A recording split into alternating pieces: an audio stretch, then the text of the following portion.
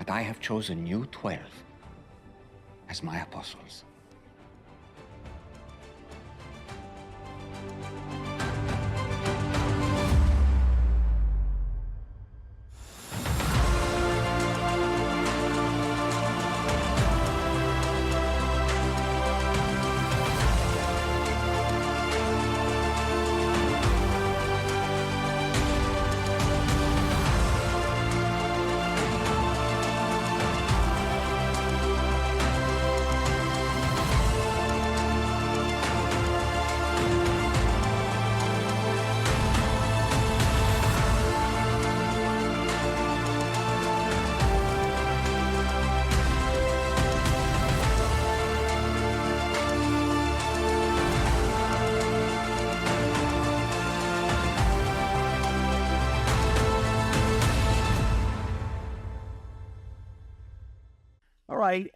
In John chapter 2, verse 1, I'm not going to keep you long today because I just have one point, and we are in a new series on the New Testament. And if you look on the floor, you'll notice we're surrounded by a great cloud of witnesses. In the Old Testament, when the New Testament, we're introduced to these 12 guys. I'm going to only talk about 5 of them because they're going to be in every story moving forward. But I want to tell you the most important thing about loving God today. On the third day, and I want you to notice it was the third day, a wedding took place in Canaan of Galilee. I've actually been there. They actually have some of the containers that are at least 2,000 years old that water or wine was held in at this time at this church. They made a church at this place in Galilee. And Jesus' mother was there. And Jesus and his disciples were invited to the wedding. We're talking about 5 of the disciples. And when the wine ran out, Jesus' mother told him they don't have any wine. And Jesus looks at her and says, "What is this concern of yours? How does it affect me?" Which seems rude in English, but that's not the meaning. Jesus asked, "My hour has not even yet come. Do whatever he tells you." Jesus' mother tells all of the servants. Now 6 stone water jars had been set there for the Jewish purification. Each contained 20 or 30 gallons. And they filled the jars with water, Jesus told them. So they filled them to the brim. And then he said to them, "Now draw out some and take it to the chief servant." And they did. And when the chief servant tasted the water after it had become wine, he did not know where it came from, though the servants who had drawn the water knew. He called the groom and he told them, "Everyone sets out the fine wine first, and after people have drunk freely, they bring the inferior wine. But you've kept the best wine unto last." And Jesus performed his first sign in Canaan of Galilee, and he displayed his glory, and his disciples believed in him. Now, this is a powerful story because I believe that Jesus would have wanted to give his disciples the very best spiritual formation possible.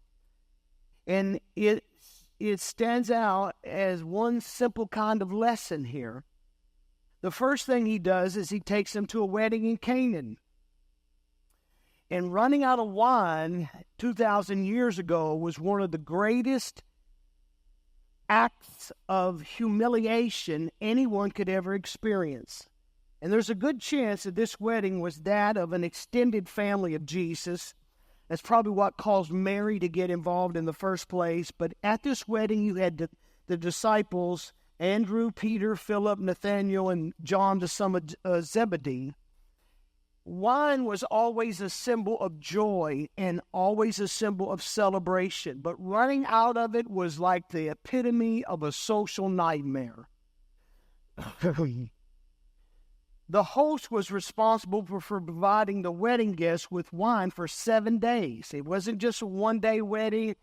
It was a 7-day wedding. That was part of the culture, and you had to provide wine for everyone at the wedding for 7 days. And it's possible that even amongst the law, this was actually a legal obligation.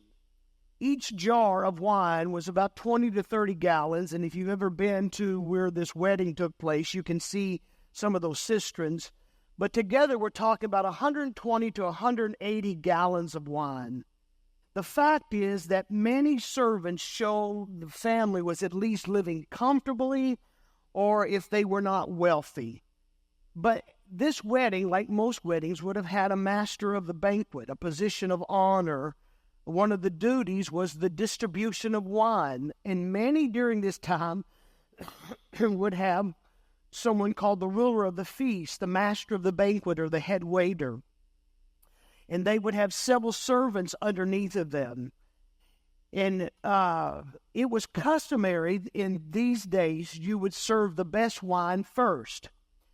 And running out of wine was like one of the biggest social disasters you could ever experience in the first century, because the wedding would last for weeks. And running out of wine means that there was a disgrace, there was a humiliation, and there was an insult to your guest. There was nothing more offensive than going to a wedding and then running out of wine to the people who were throwing the wedding. Running out of wine was not just a momentary embarrassment. This kind of behavior would have followed this family not for days, not for months, but would follow them for years, because you're expected to serve wine at your wedding for 7 days in the first century. And wine was stored next to the woman's quarters there. So this phrase that Jesus uses, woman, was actually a phrase of respect. It's like saying ma'am today. But when he looks at his mother and says, what does that have to do with me that we ran out of wine? It was not exactly nice. It wasn't exactly as polite as what you would think Jesus would serve. But I want you to notice what Mary did. Mary turns around in confidence and she says, whatever he tells you to do, you go and do it. And Mary's action had demonstrated faith. The stone jars that they would have been used to for the purification of water. And Jesus actually showed more concern for his friends in his wedding than he did the rituals that they were going through. This concept that the master of the banquet, which was a position of honor, his primary duty was to distribute the wine to the guests and to prevent them from drinking too much, which would ruin the whole party. And so he controlled the distribution of the wine.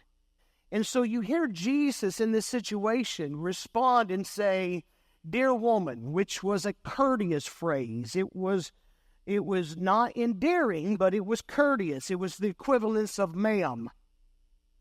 And Jesus says to his mother, what to me and to you does this matter? Which was an Aramaic phrase of distance. This is not my problems. It can come in English across as rude and disruptive. But it's like saying in English, that's not my job. He didn't say it in a rude way. In the English, it's kind of like, well, what do you want me to do about it? I'm not in charge of this wedding. It means, this matter doesn't affect me. But Mary approaches Jesus as his mother and is gently rebuked by Jesus. And this had to have been very difficult, not the rebuke, but the very fact that now she's dealing with the Son of God and no longer her baby. And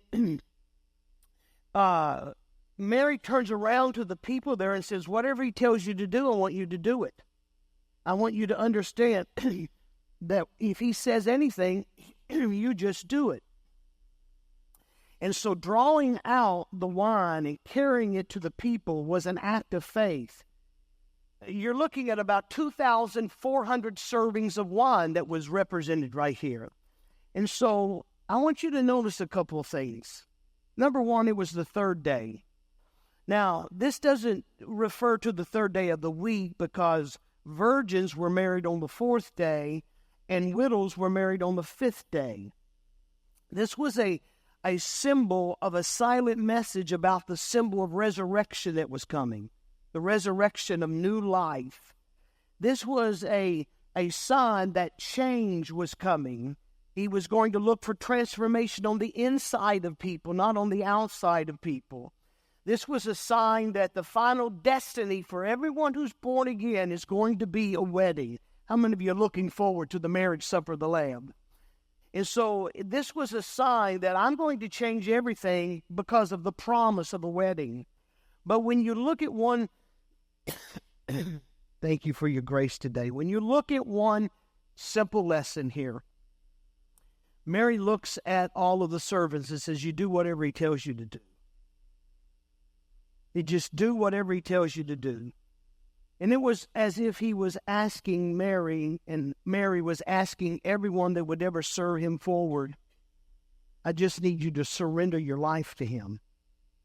If he says go, you go. If he says stay, you stay. If whatever he asks you to do, you just do it.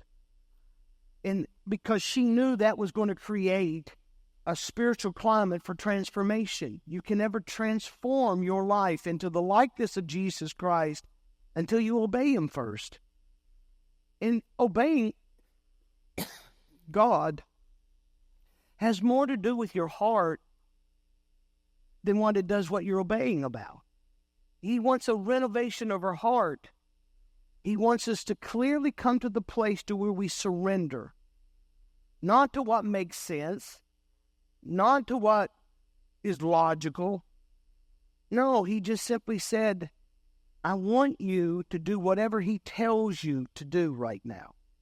It doesn't need to make sense to you. He doesn't need to give you the details.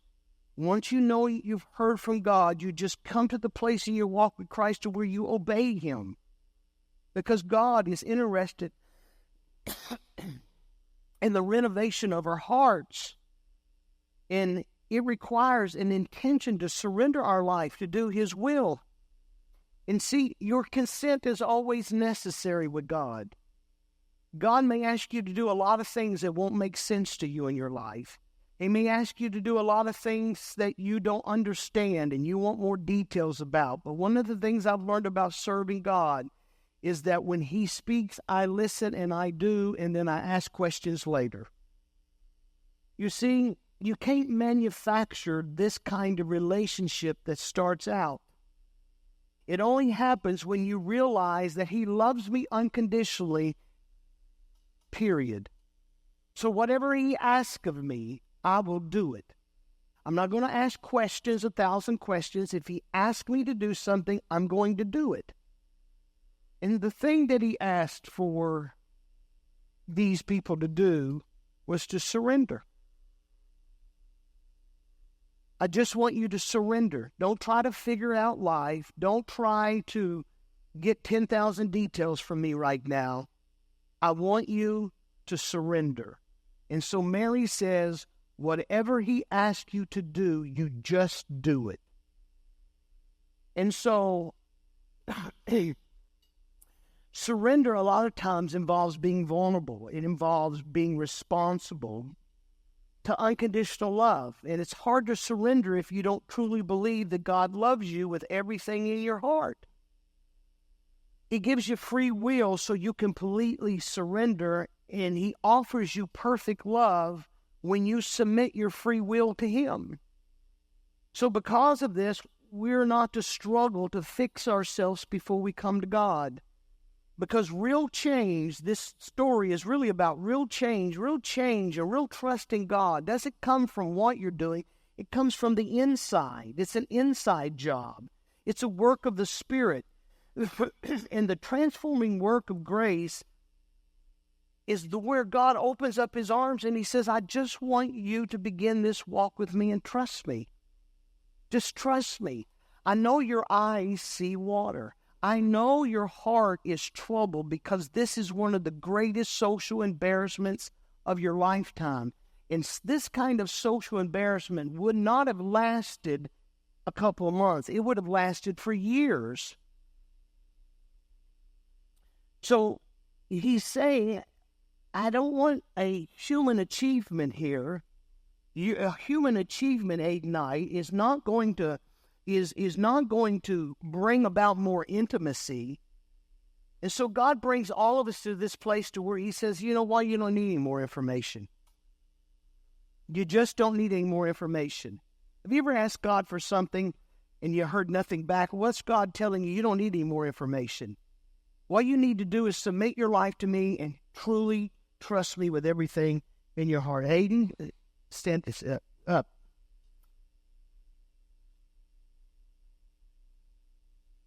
There comes a point where you don't seek any more information about God, because solitude is the furnace in which transformation takes place. Sometimes what he tells us to do won't make sense to us. And he tells us in John 2:7, I want you to fill the jars with water. I wonder what they thought. Are you kidding me? Fill the jars with water? Our real need is wine, not water at this point. However, every one of them followed the instructions, and they realized that the water had turned into wine. And real miracles of transformation seldom happen out of the blue. This simple little lesson today, as best as I can say it, as sick as I am today, it usually involves, any kind of real miracle is going to involve your participation.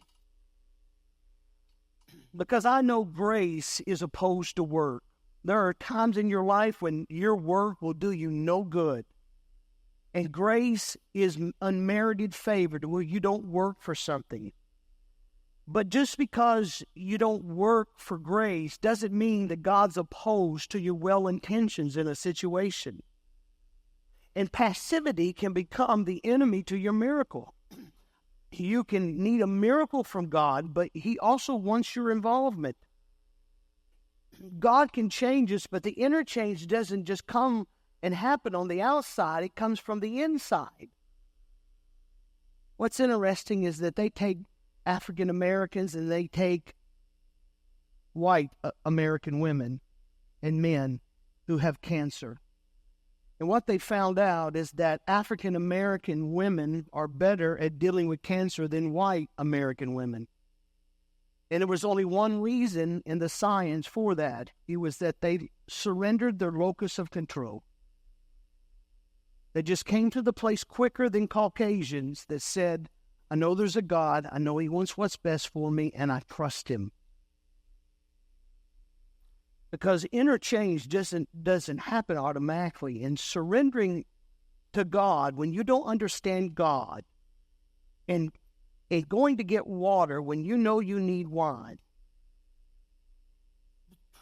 The truth here is, do you really believe God is in control? If you do, you're going to let go and trust him. If you really believe God is in control, you're going to let go and trust him. No matter if the wine looks like water. No matter if what he's asking you to do makes no sense. You tell me to go get water and they need wine. And so you get to the place where you trust him to the point that you will let go and trust him with everything in your heart.